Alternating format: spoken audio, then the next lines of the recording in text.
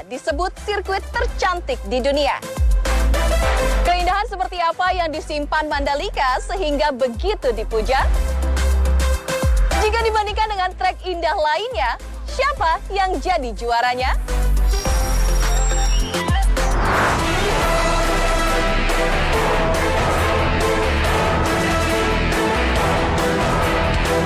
Kejuaraan dunia MotoGP 2022 resmi bergulir dalam hitungan 1 minggu ke depan. 12 tim, 24 pebalap, dan 6 konstruktor siap bersaing menyajikan drama dalam 21 seri di kalender balap musim ini. Sebelum memulai seri perdana di sirkuit Losail pada 6 Maret, seluruh kontestan telah melalui serangkaian uji coba dari mulai shakedown test hingga official pre-season test. Uniknya, tak ada nama unggulan yang mendominasi dalam rentetan uji mesin.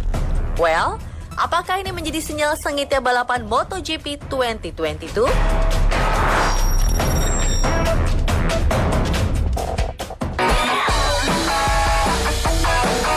Practice make perfect. Itulah kiasan yang menggambarkan setiap tim dan pembalap. Mereka terus-menerus melakukan uji coba demi menemukan settingan motor optimal. Sesi pre-season perdana berlangsung di sirkuit Jerez Spanyol November lalu. Francesco Bagnaia berhasil duduki puncak timesheet selama 2 hari, mengungguli Takaki Nakagami dan Fabio Quartararo yang berada di urutan kedua dan ketiga. Tes di Jerez juga menandai debut tim VR46 Ducati yang baru, ditambah skuad RNF Yamaha yang sebelumnya bernama Yamaha SRT. Serta Gresini Ducati yang menyudahi kemitraan dengan Aprilia. Tim VR46 dan Gresini melakukan tes dengan Desmo Sedici GP21. Tapi khusus Luca Marini akan mendapatkan GP22 musim depan.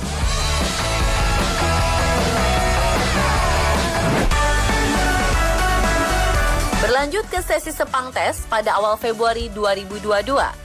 Pebalap tim Gresini Ducati, Enea Bastianini, keluar sebagian tercepat pada hari kedua uji coba dengan torehan waktu 1 menit 58,131 detik. Tak hanya itu, rider Italia bahkan memecahkan rekor fastest lap sepanjang masa, milik Danilo Petrucci. Walau raihan ini tidak resmi tercatat, karena dibuat pada saat tes dan bukan balapan berlangsung. Meski begitu, ini menjadi indikasi positif bagi Bastianini yang belum memiliki pengalaman balapan MotoGP di Sepang. Sepang tes juga jadi momen bagi Ducati yang telah menguji perangkat barunya Front Right Height Device. Instrumen adjustment ketinggian motor versi ketiga setelah Whole Shot Device dan Rear Right Height Device. Sedangkan progres signifikan ditorehkan Alex Espargaro bersama Aprilia yang tampil dominan di uji coba Sepang. Yang menjadi rider kedua pasca sehari sebelumnya berada di peringkat pertama. Jorge Martin melengkapi daftar pebalap top 3 di tryout Sepang.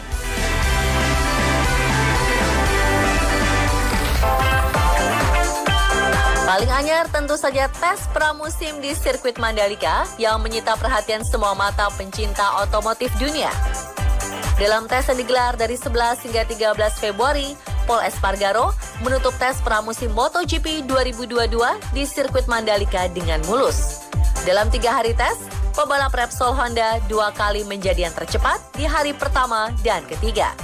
Luca Marini yang sempat membuat kejutan sebagai pebalap tercepat di hari kedua harus puas menyudahi tes di urutan ke-12.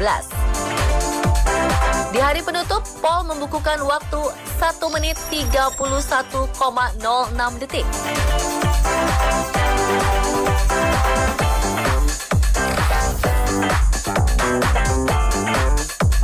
Masih ada satu kuis lagi. Pertanyaannya, siapa 3 rider yang meraih hasil tercepat pada tes pramusim di Mandalika? Tulis jawabannya di kolom komen postingan yang sudah tersedia di Instagram kami @officialmotogp-t7. Ikuti syarat dan ketentuannya ya, gampang kok. Ada paket hadiah jam tangan keren menanti GP Mania.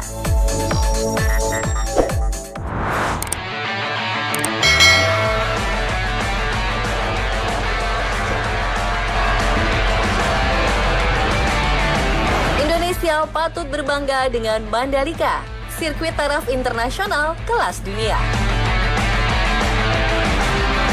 Belum banyak yang mengetahui seluk-beluk Mandalika. Kemegahan apa ya yang tersimpan di dalamnya? Ini dia kami hadirkan untuk GP Mania.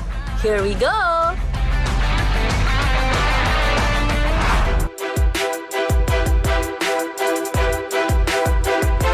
Dalam setiap tahun, Dorna selaku pemangku pagelaran MotoGP mempunyai 18 hingga 20 agenda per musim. Tiap negara berebut untuk mengisi slot tuan rumah. Indonesia turut bersaing dengan beberapa nama. Dari mulai park atau mobil Derio di Brazil, Sokol Racing Track di Kazakhstan, serta Autodromo Hermanos Rodriguez di Meksiko. Mandalika jadi opsi terdepan. Dorna sudah begitu lama mendambakan menggelar balapan di Indonesia.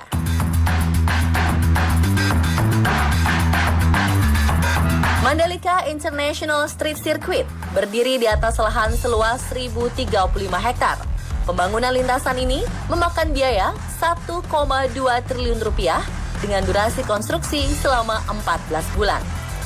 Lintasan Mandalika dirancang perusahaan arsitek Amerika Serikat Populous. Jam terbang Populous tak perlu dipertanyakan. Silverstone Inggris, Wembley Stadium, hingga berbagai bangunan kenamaan olahraga lainnya adalah hasil tangan dingin para arsitek Populous. Namun, untuk urusan pembangunan ITDC mempercayakan kepada MRK1 serta Road Grip Motorsport. Untuk data yang lebih signifikan, Trans7 turut berbincang dengan para pihak penting yang memiliki peranan vital dalam pembentukan sirkuit Mandalika. We know that the design was by MRK1 together with the people from MGPA and RMI, so there was a lot of people involved in the design of the track. Tentunya ada arahan dari pemimpin negara demi sirkuit ini bisa membanggakan nama bangsa. Jadi waktu kita membangun itu, Bapak Presiden menyampaikan bahwa harus kelas dunia.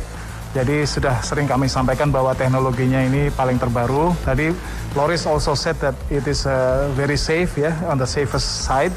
So we really glad that Mr. Loris already said that, Jadi apa yang kita rencanakan dan apa yang sudah kita deliver dengan PP sebagai kontraktor utama adalah sebuah sirkuit yang dipandang sangat aman oleh Mr. Loris Capirossi. So all in all, we are satisfied with the work on the race, and hopefully we can prepare the race so that in March it will be ready, Jadi tugas kita adalah menyiapkan sampai bulan Maret nanti siap untuk MotoGP. We know that the track and Franco is in charge of safety. Can explain the track is safe in all types of weather. So yes, not much to prepare for. We know that it was very hot today. Also, we can say. Memang masih ada sejumlah aspek yang perlu diperbaiki. Namun itu semua bukanlah problema besar bagi Dorna. Seperti yang diutarakan Race Director MotoGP Mike Webb. Any racetrack that's new or any racetrack that is not used in a long time always is dirty and takes some time to have some grip. And we have to remember the riders are racers. They want to go full speed every lap. And they're a little bit frustrated if they can't go fast from the first lap. So it takes a while. So yesterday morning, some frustration from the riders. Oh, we're not happy. As soon as the track is a little bit clean and is used, you need to have bikes on track. As soon as this happens, the riders are happy. So there's no problem with the track. Sure, we need to be cleaning, but this is easy. We do it in every track in the world. So it's a great place. We're going to have a good race. So, tidak sabar menyaksikan balapan secara langsung dari Mandalika. Sirkuit ini bisa menampung kapasitas lebih banyak dari lapangan sepak bola. Sektor Grand Sitting Street menyediakan 50.000 kursi, 138.000 pada kategori non-seated area, dan 7.700 pada Hospitality Suites. Total, Mandalika bisa menampung lebih dari 195.000 penonton. Namun pada masa pandemi ini, skala pengunjung dipangkas menjadi 114.000 penonton saja. The circuit is among the safest, salah satu yang teraman di dunia. Dan kita semuanya siap untuk menyelesaikan tes ini dan nanti untuk persiapan MotoGP kita akan selesaikan semuanya yang dibutuhkan. Ya. Demikian Pak Andi ya. Okay. Thank you very much.